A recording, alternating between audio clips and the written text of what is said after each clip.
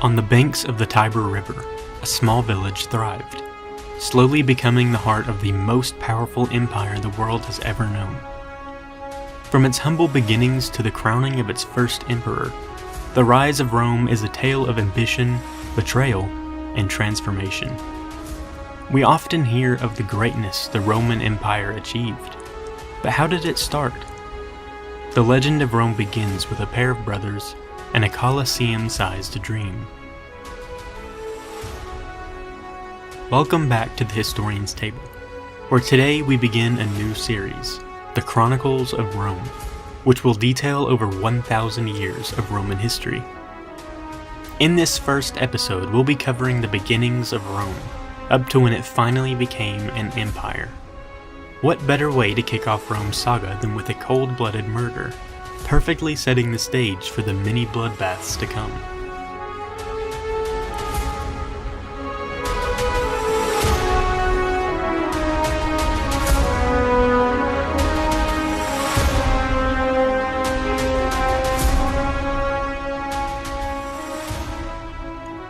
The story of Rome begins in 753 BC, with a tale equal parts myth and mystery. Romulus and Remus, twin brothers born of the god Mars and a mortal woman, Rhea Silvia, were abandoned at birth. On the banks of the Tiber they were left to die, but were saved by a she-wolf who nursed them in a cave, later called the Lupercal. A shepherd, Faustulus, found and raised them, and as young men, they dreamed of building a grand city. As they set out to realize this dream, their ambition quickly turned to rivalry. Romulus chose the Palatine Hill to lay their foundation. Remus chose the Aventine. To settle the dispute, they sought a sign from the gods. Remus then spotted 6 vultures, but Romulus claimed 12, insisting divine favor. As Romulus began building his walls, Remus mocked him, leaping over them in defiance. In a fit of rage, Romulus struck his brother, killing him, declaring, "So shall it be for any who cross my walls." Thus, Rome was born, its first king crowned in fratricide. But how much of this is true? Archaeological evidence confirms settlements on the Palatine Hill as early as the 10th century BC, suggesting a hint of truth within the legend. Rome was most likely an independent village, settled by nomads, with the tale of Romulus and Remus likely being fabricated later. The legend perfectly reflects Rome's core values: ambition, conflict, and divine destiny. It's a story the Romans themselves cherished, a foundation myth that set the stage for their relentless ascent to power.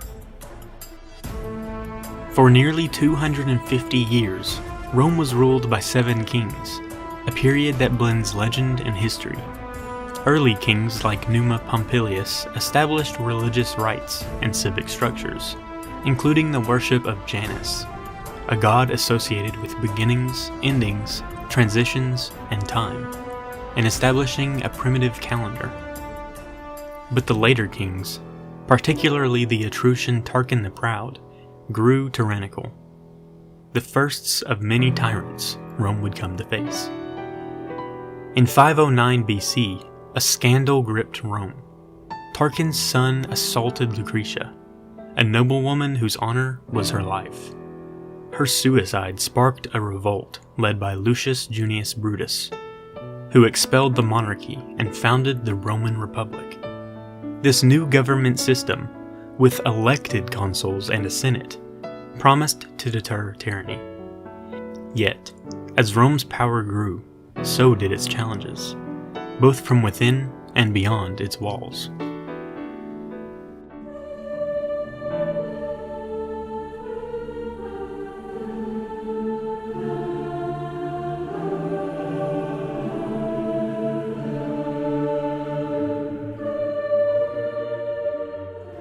The Republic was experimental, with 2 consuls elected annually and a senate to balance power. But harmony doesn't exist in politics. The plebeians, common people, clashed with the patrician elite over rights. In 494 BC, the plebeians seceded to the Sacred Mount, winning the right to elect tribunes with veto power. Over time, laws like the 12 Tables in 450 BC codified Roman justice, and plebeians gained access to higher offices. Meanwhile, Rome's growing armies conquered neighboring tribes, Latins, Volsci, Aequi, securing central Italy by the late 4th century BC. Rome finally met their match with Carthage, a North African powerhouse. The Punic Wars would undoubtedly forge Rome's destiny. The First Punic War, from 264 to 241 BC, was a naval-focused war over Sicily. Rome, with no existing fleet whatsoever, built one from scratch, using a captured Carthaginian ship as a blueprint. They introduced the Corvus, a boarding device that turned the tides, so to speak, allowing for Rome to attack enemies face to face. With this technology, Rome secured Sicily as its first province. The Second Punic War, from 218 to 201 BC, was even tougher for Rome. Carthage's general Hannibal boldly crossed the Alps with war elephants to invade Italy. His victories at Trebia, Lake Trasimene, and Cannae in 216 BC were devastating. Cannae alone saw over 50,000 Romans slaughtered in a single day, an act of brutality. But Rome wasn't built in a day. Adopting a slower strategy of attrition, Rome wore down Hannibal and his troops. Scipio Africanus, a young general who studied Hannibal's tactics, invaded Africa, forcing Hannibal to return. At Zama in 202 BC, Scipio crushed him, making Rome the Mediterranean's dominant power. The Third Punic War, from 149 to 146 BC, was Rome's final act of vengeance. After a brutal siege, Carthage was burned to the ground, its people enslaved, and its land pillaged. Rome's many victories brought wealth, but fueled inequality. The plebeians' gains didn't erase the divide between rich and poor. In 133 BC, Tiberius Gracchus, a tribune, proposed land reforms to help the struggling farmers. The Senate, guarding their estates, had him clubbed to death by a mob. His brother Gaius, elected tribune in 123 BC, pushed even further, offering grain subsidies and new colonies. He too was killed, along with 3,000 supporters, in 121 BC. These murders exposed the fragility of the Roman Republic. Violence was becoming a political tool. The rise of powerful generals further widened the cracks. Gaius Marius, a new man from outside the elite, reformed the army by enlisting landless citizens, creating a professional force loyal to commanders, not the state. His rival, Lucius Cornelius Sulla, took it further, marching on Rome in 88 BC, a shocking betrayal of republican ideals. As dictator, Sulla's proscriptions, or death lists, targeted enemies, spreading terror. These civil wars showed a republic teetering on the edge.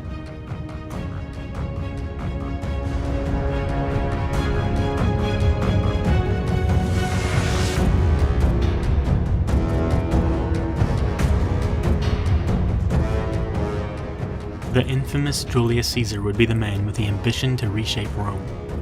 From 58 to 50 BC, he conquered Gaul, which is modern France and Belgium, crossing the Rhine and even landing in Britain, a Roman first. His commentaries on the Gallic War weren't simply military reports, they were propaganda, cunningly cementing his legend. In Egypt, Caesar allied with the beautiful Cleopatra, supporting her fight against her brother Ptolemy XIII in a civil war. Their victory, and their subsequent son Caesarion, tied Rome to Egypt's wealth, but alarmed the Senate, who feared Caesar's ever-growing power. In 49 BC, the Senate ordered Caesar to disband his army. Instead, he defiantly crossed the Rubicon River with his legions, declaring, Alia jacta est. "The die is cast." This act sparked civil war. Caesar was swiftly victorious and became a dictator, reforming the calendar and expanding citizenship. But his near-kingly power and rumored monarchic ambitions sparked fear. By 44 BC, a conspiracy formed, led by Marcus Junius Brutus and Gaius Cassius Longinus, both former allies. On the Ides of March, Caesar entered the Senate House, ignoring warnings from his wife Calpurnia and a soothsayer. Tullius Cimber grabbed his toga, signaling the attack. Servilius Casca struck first, stabbing Caesar in the neck. Others joined, delivering 23 wounds. Caesar fought back, possibly wounding an attacker, but ultimately perished. Some sources, like Suetonius, say Caesar saw Brutus and whispered in Greek, Kaisi Teknon. Others claim he died silently, pulling his toga over his head. The Senate collapsed into chaos, and Rome spiraled into turmoil. Caesar's death didn't save the Republic. It completely shattered it. His heir, 18-year-old Gaius Julius Caesar Octavianus, thankfully simply known as Octavian, stepped into the void of disrepair. Joining Mark Antony and Lepidus, he formed the Second Triumvirate, crushing Caesar's assassins at Philippi in 42 BC, avenging his father. But the alliance frayed. Octavian and Antony divided the empire, with Antony ruling the east alongside Cleopatra. Their partnership effectively collapsed, leading to the Battle of Actium in 31 BC. Octavian's fleet, led by Agrippa, outmaneuvered Antony and Cleopatra's forces. Cleopatra fled, Antony followed, and to avoid capture and public humiliation, they took their own lives in Egypt. Octavian was now alone. In 27 BC, the Senate bestowed on him the title Augustus, meaning revered one, finally marking the birth of the great Roman Empire. Augustus established himself as an emperor, the first emperor of Rome. He reorganized the army, established a professional civil service, and built roads, aqueducts, and temples.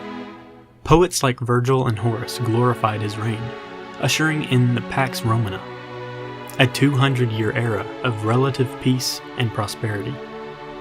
Augustus boasted, I found a Rome of bricks. I leave to you one of marble. A metaphor for the empire's newfound stability and strength. From a village born in blood to an empire spanning 3 continents, Rome's rise was a saga of conquest, betrayal, and reinvention. Augustus's reign brought stability, but the empire's vastness hid cracks. Barbarian invasions, internal corruption, and the weight of ambition loomed. Could Rome sustain its newfound glory, or would it crumble under its own might? Rome's golden age was on the horizon, but what would it take to get there?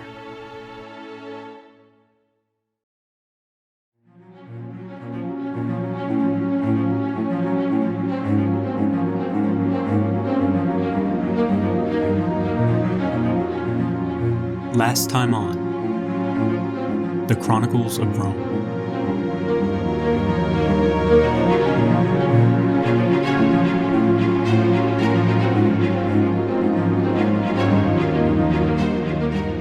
We journeyed from the legendary founding of Rome by Romulus and Remus to the birth of the Republic in 509 BC and the chaotic wars that followed Caesar's assassination. It all culminated in the victory of Octavian at the Battle of Actium in 31 BC, marking the dawn of the Roman Empire and an era of unprecedented peace and power.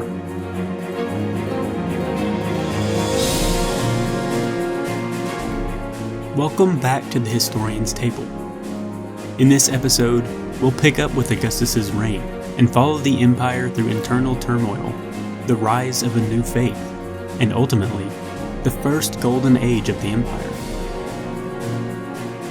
Join me as we explore the next major chapter in Rome's evolution, from imperial pinnacle to a profound religious and political shift.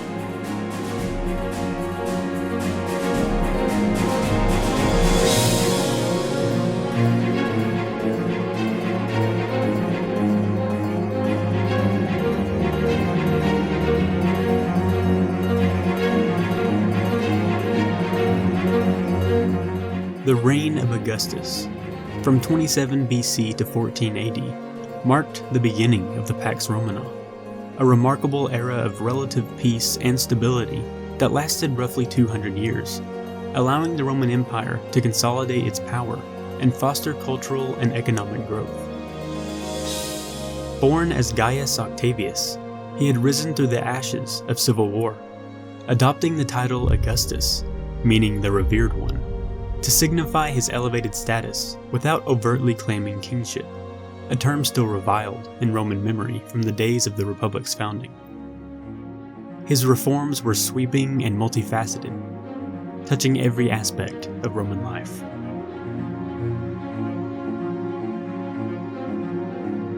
Militarily, Augustus professionalized the army, creating a standing force of 28 legions, each comprising about 5,000 men, loyal directly to the emperor rather than individual generals, which helped prevent the coups that had plagued the late Republic.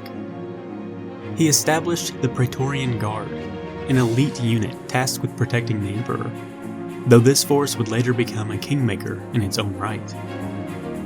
Borders were expanded methodically. In 25 BC, Galatia and Asia Minor was annexed, followed by Rhaetia and Noricum around 16 or 15 BC, securing the Alpine regions in the Danube frontier. However, ambition met its limits in 9 AD at the Battle of Teutoburg Forest, where 3 legions under Publius Quinctilius Varus were ambushed and annihilated by Germanic tribes led by Arminius, a former Roman auxiliary. Augustus reportedly wandered his palace crying, "Varus, give me back my legions!" This disaster halted further expansion into Germania, shifting focus to defensive fortifications and consolidation, a prudent move that prevented overextension, but also sowed seeds of future vulnerabilities as barbarian pressures mounted.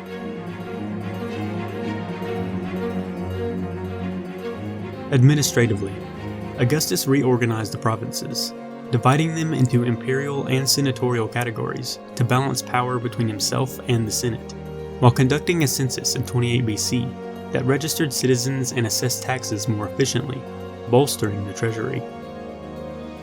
He invested in infrastructure, boasting that he had found Rome a city of brick and left it one of marble. Projects included the Forum of Augustus, dedicated in 2 BC with temples to Mars' altar and the Arapakis, an altar of peace completed in 9 BC, adorned with intricate relief sculptures depicting the imperial family in procession, symbolizing harmony and prosperity. Engineering feats flourished under his patronage. Aqueducts like the Aqua Julia in 33 BC expanded water supply, while an extensive road network, including improvements to the Via Appia, facilitated trade, military movements, and communication across the vast empire. These developments not only unified distant provinces, but also spurred economic growth, with increased commerce in goods like olive oil, wine, and grain, flowing from Spain, Gaul, and Egypt. Culturally, the Augustan Age was a golden era of Latin literature, heavily influenced by Greek models, but infused with Roman values of piety, duty, and civic pride.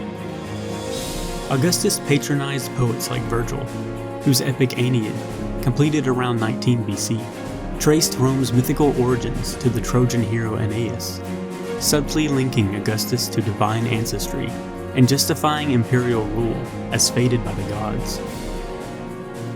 Horace's odes extolled moderation and the simple life, while Ovid's Metamorphoses wove tales of transformation from Greek mythology, though his irreverent Ars Armatoria led to his exile in 8 AD for offending Augustan moral reforms.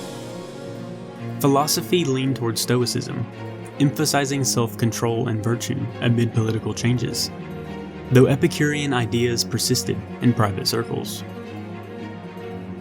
Art evolved with realistic portraiture in sculptures and coins, portraying Augustus as a youthful, idealized leader to propagate his image empire-wide.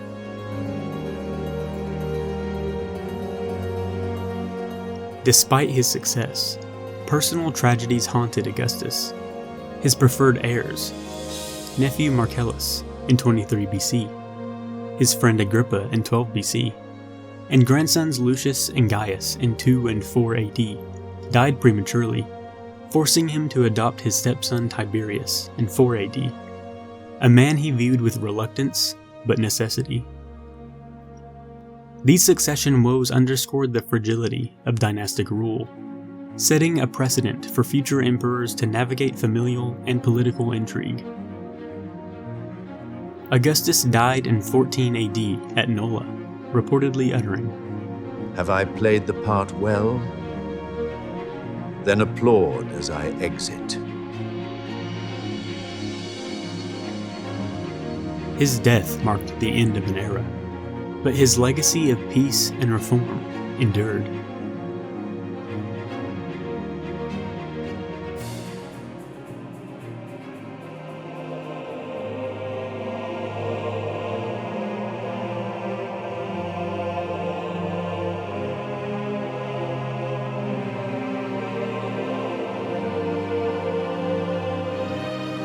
Upon Augustus's death, Tiberius Claudius Nero ascended the throne, ruling from 14 to 37 AD as a seasoned military commander who had campaigned successfully in Illyricum and Germania, but one who accepted power with apparent hesitation, perhaps to gauge senatorial support.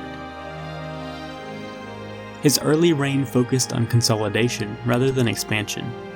He annexed Cappadocia and Commagene in 17 AD, transforming client kingdoms into direct provinces to streamline administration and revenue.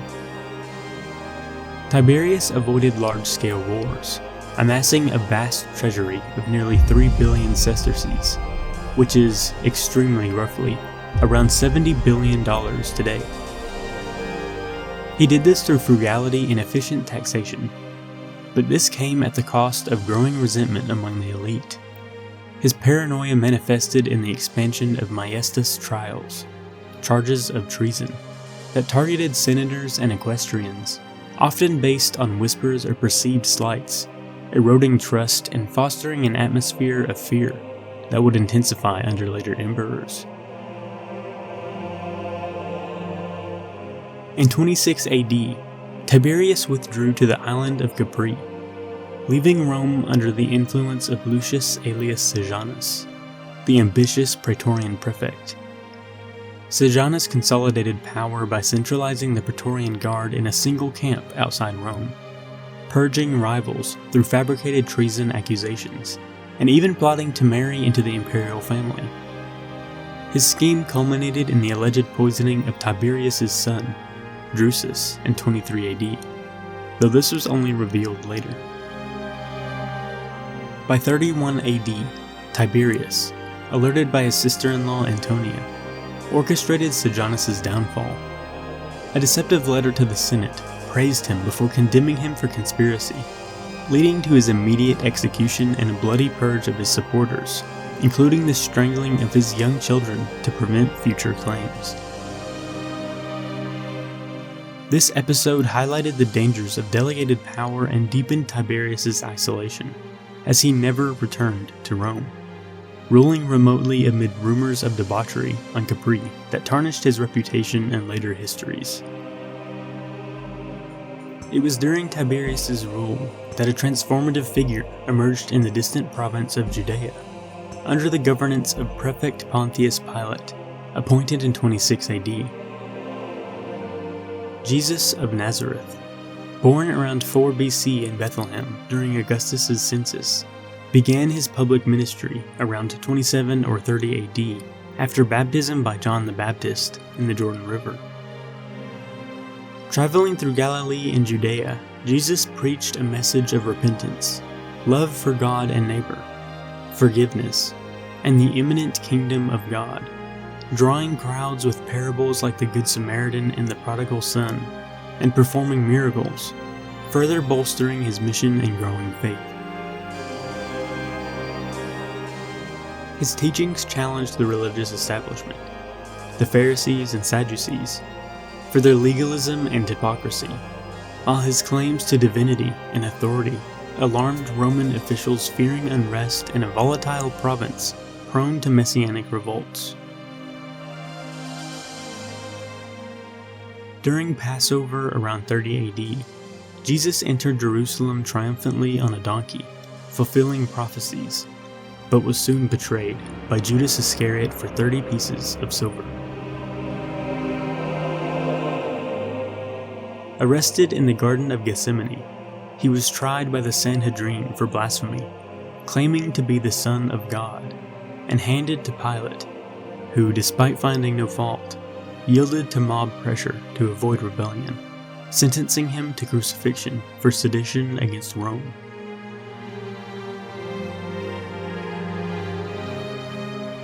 Roman crucifixion was a brutal practice.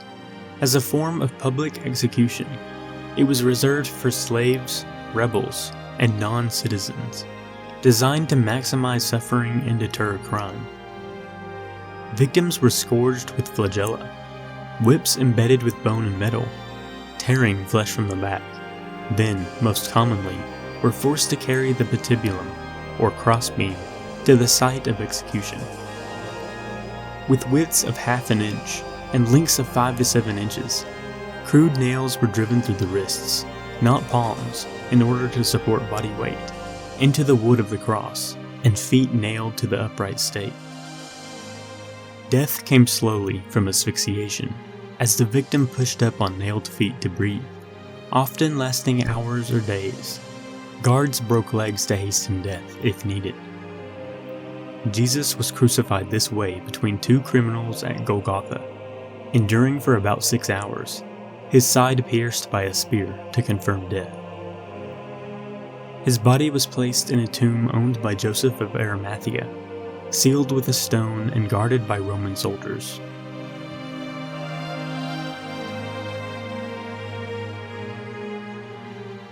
Although, 3 days later, the tomb was found empty, and Jesus once again walked the earth. Witnessed by his followers and recorded in the Gospels, a miraculous event that ignited the world's most prolific religion. He appeared first to Mary Magdalene, then to the apostles like Peter and Thomas, who doubted Jesus until touching his wounds, and to over 500 others, commissioning them to spread the gospel before ascending to heaven. This resurrection ignited Christianity, with apostles like Peter establishing communities in Jerusalem, and Paul undertaking missionary journeys to Gentiles across the Mediterranean, penning epistles that formed much of the New Testament and blending Jewish theology with Roman universalism. Early Christian gatherings and house churches emphasized communal meals, baptism, and ethical living, quietly challenging the polytheistic Roman order.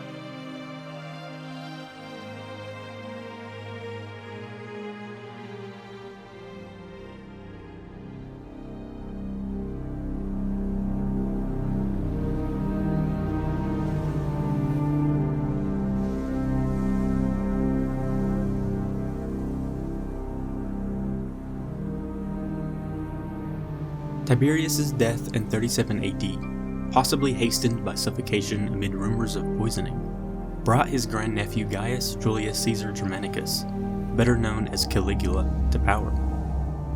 A young man whose early reign promised renewal, but developed into notorious tyranny.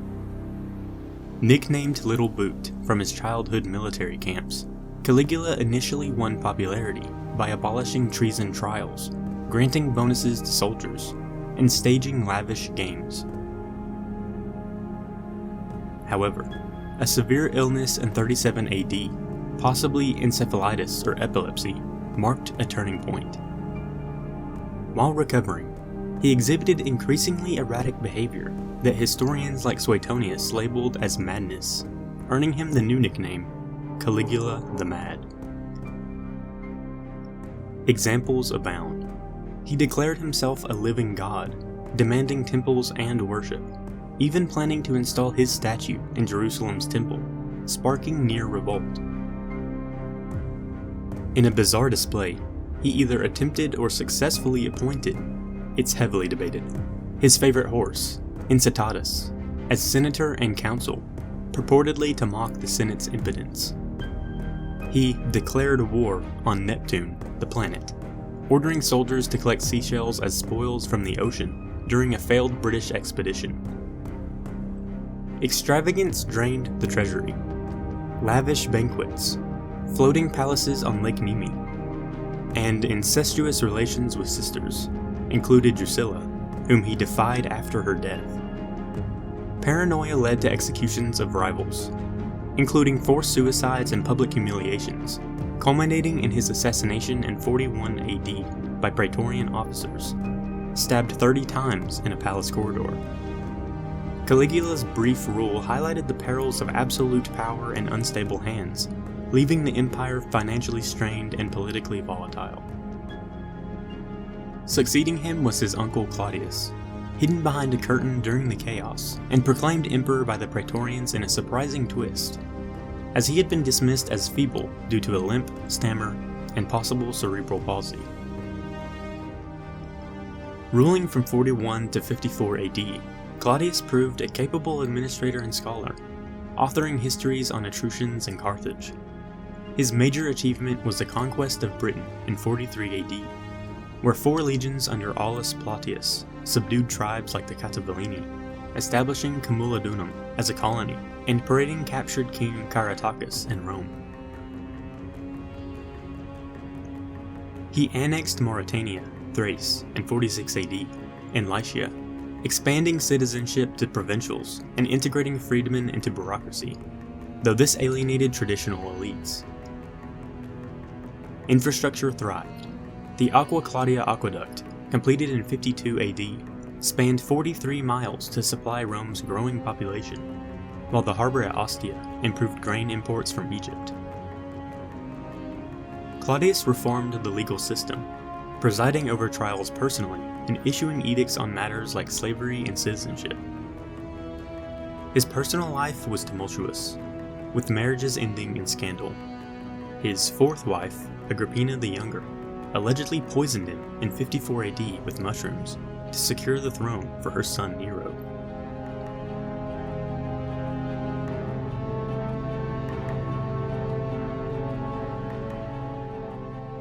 Nero, reigning from 54 to 68 AD, began under the guidance of mentors like Seneca and Burrus, implementing reforms such as tax relief and anti-corruption measures.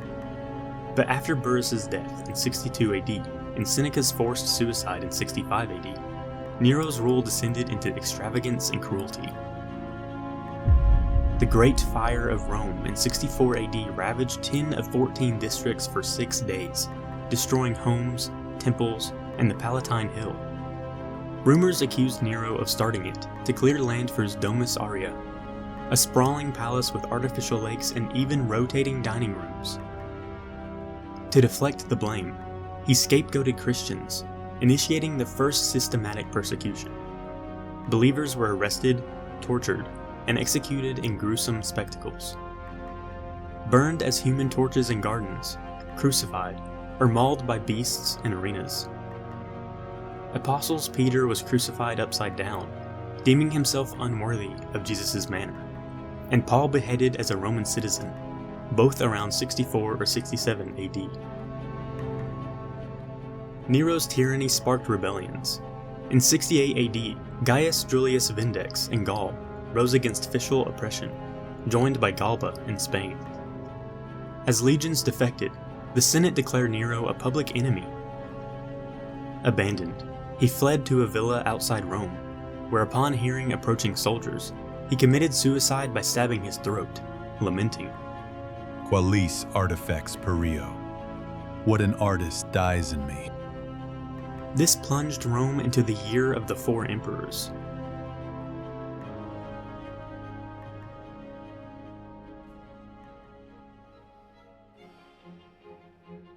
Nero's embers fade. Rome stirs on dawn's fragile edge. Dynasties rose, yet ruin hums soft beneath the wind. Millions lived. Their voices linger, bound in stone, defying time's cold hand. A faith sparks, rewriting fate's eternal hymn. Feel their weight, the lives carved in Rome's vast soul. Her final verse beckons. The Chronicles of Rome, Episode 3, December 2025.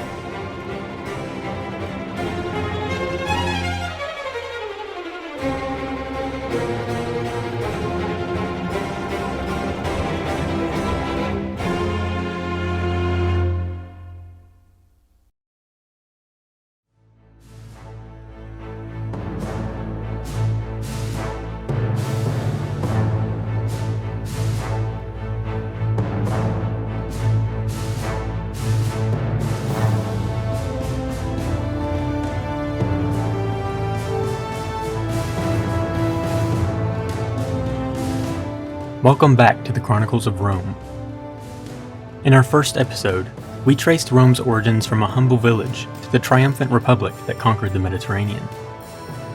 Episode 2 carried us into the empire's dawn under Augustus, through Tiberius's shadowy rule and the birth of Christianity with Jesus' ministry, culminating in the mad excesses and persecutions under Caligula, Claudius, and Nero. In this episode, we explore the golden age of the 5 good emperors, the reforms of Diocletian, and Constantine's pivotal embrace of Christianity, and the relentless decline leading to the fall of the Western Roman Empire in 476 AD. Join me as we delve into Rome's pinnacle of power and its profound transformation amid faith, invasion, and legacy.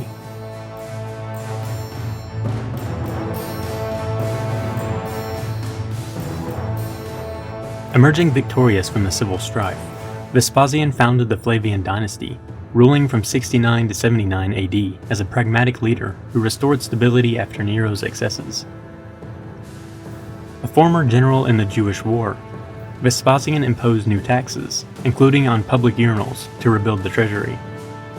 He began the Flavian Amphitheater, more commonly referred to now as the Colosseum, in 72 AD on Nero's former palace grounds, a massive concrete structure seating an astounding 50,000 for gladiatorial games and naval battles, symbolizing public beneficence and control through entertainment. His son Titus, as general, completed the suppression of the Jewish revolt, sacking Jerusalem in 70 AD and destroying the Second Temple, an event commemorated on the Arch of Titus with reliefs of looted menorah. Vespasian died in 79 AD. Titus succeeded him from 79 to 81 AD, facing immediate crises. The eruption of Mount Vesuvius in 79 AD buried Pompeii under ash, preserving vivid snapshots of Roman life, frescoes, mosaics, and graffiti, while killing thousands, including Pliny the Elder, who perished observing the disaster. Titus provided relief aid and completed the Colosseum in 80 AD, inaugurating it with 100 days of games. His brief reign was marked by generosity, but he died suddenly, possibly of fever. Domitian, Titus's brother, ruled from 81 to 96 AD, expanding borders with campaigns against the Chatti in Germania, though victories were exaggerated. He built grand palaces and staged triumphs, but paranoia led to executions of senators and philosophers, including expulsions of Christians and Jews in 95 AD under accusations of atheism.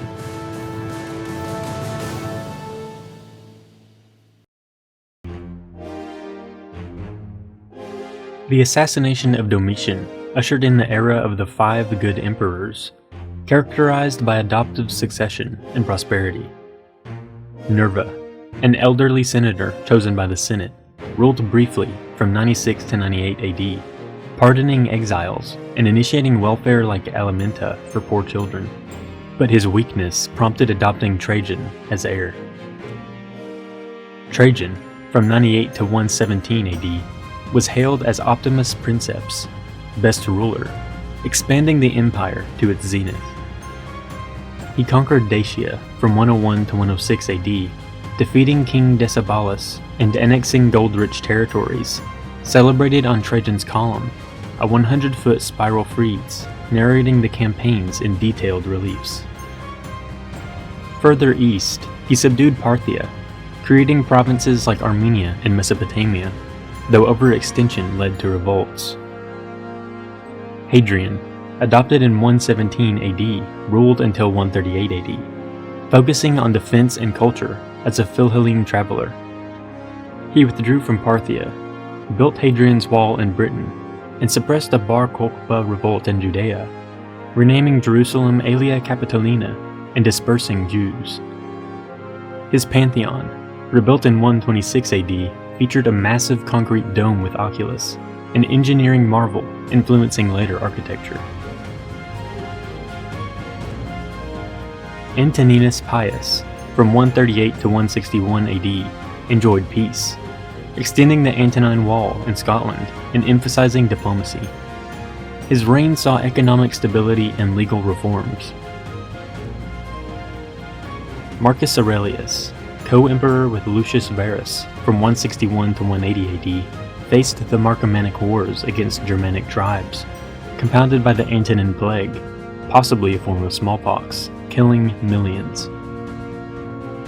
As a Stoic philosopher, his meditations, written in Greek on campaign, pondered duty, impermanence, and virtue. He persecuted Christians sporadically, viewing them as disruptive.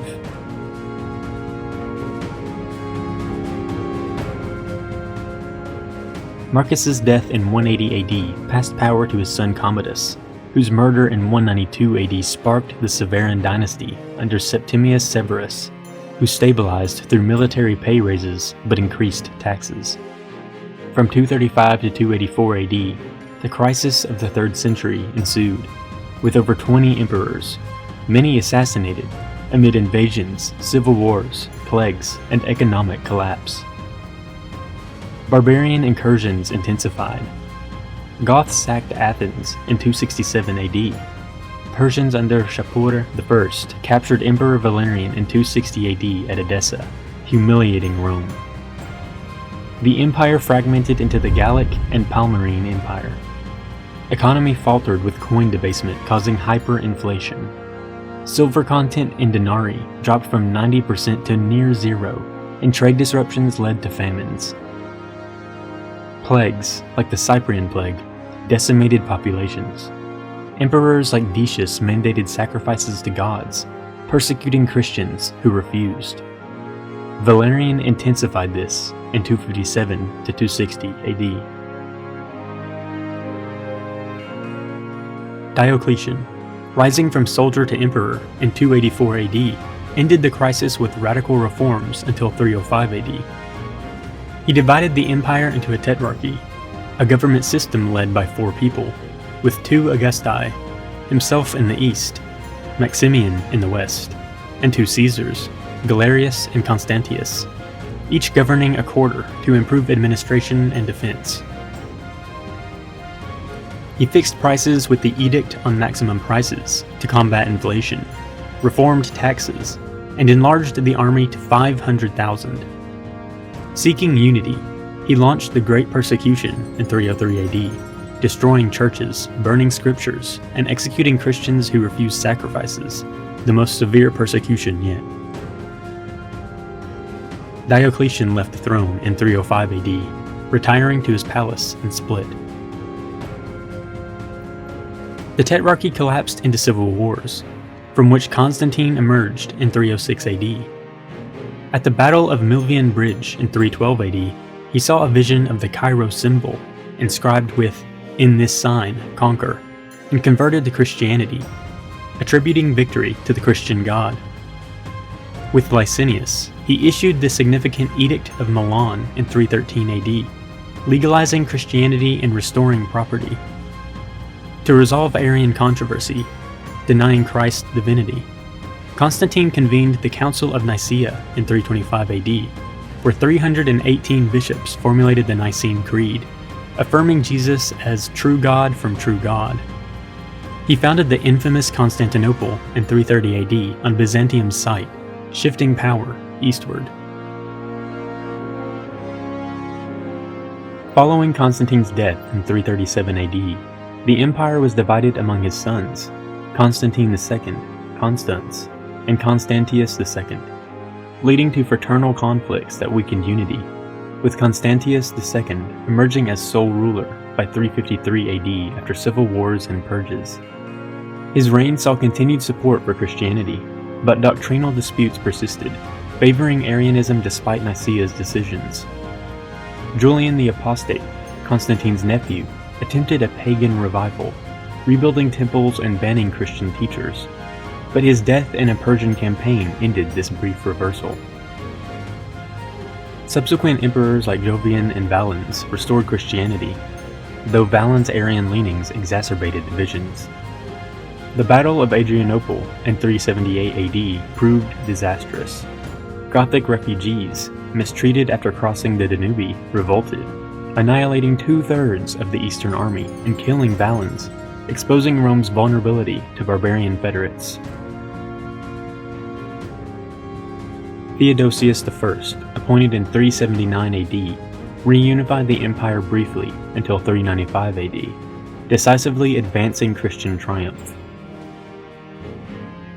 In 380 AD, he issued the Edict of Thessalonica with co-emperors Gratian and Valentinian II, declaring Nicene Christianity the official state religion and labeling dissenters as heretics, effectively banning Arianism and pagan practices. Theodosius closed pagan temples, destroyed the Serapeum in Alexandria in 391 AD, and prohibited sacrifices, accelerating the Christianization of society while alienating traditionalists.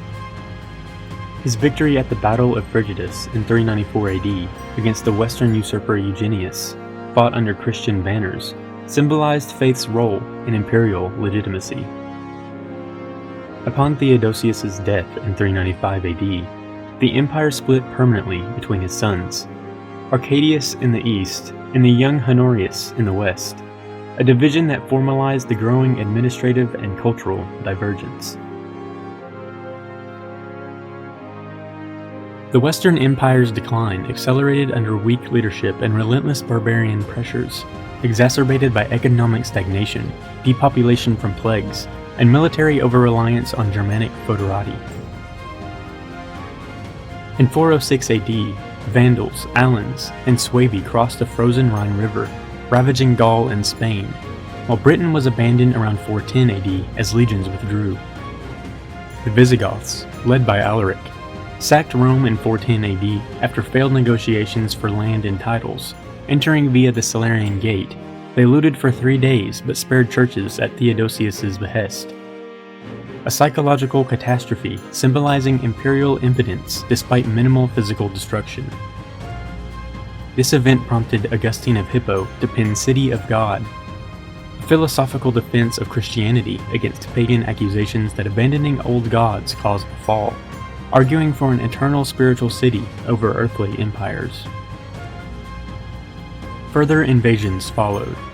The Vandals under Gaisfric crossed to Africa in 429 AD, capturing Carthage in 439 and establishing a kingdom, disrupting grain supplies to Rome.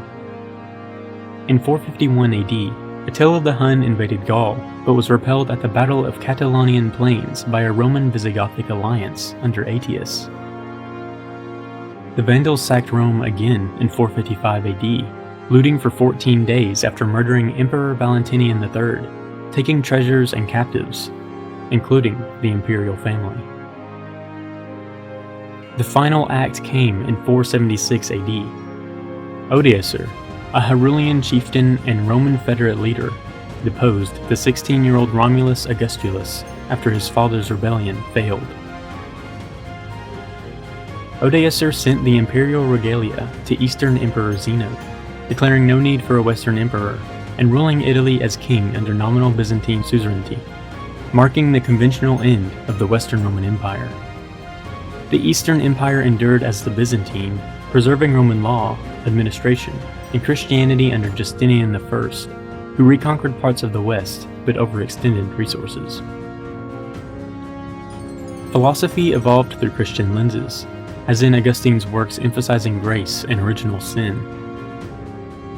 Massive migrations and an economy plagued by inflation, tax evasion, and slave shortages, blended with Roman and Germanic elements, birthed medieval Europe, with Christianity as the unifying force.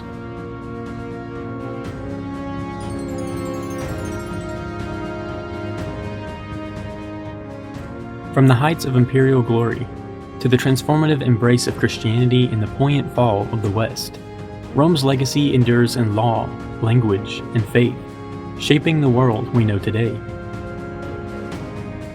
Thank you for joining me on this epic journey through the Chronicles of Rome.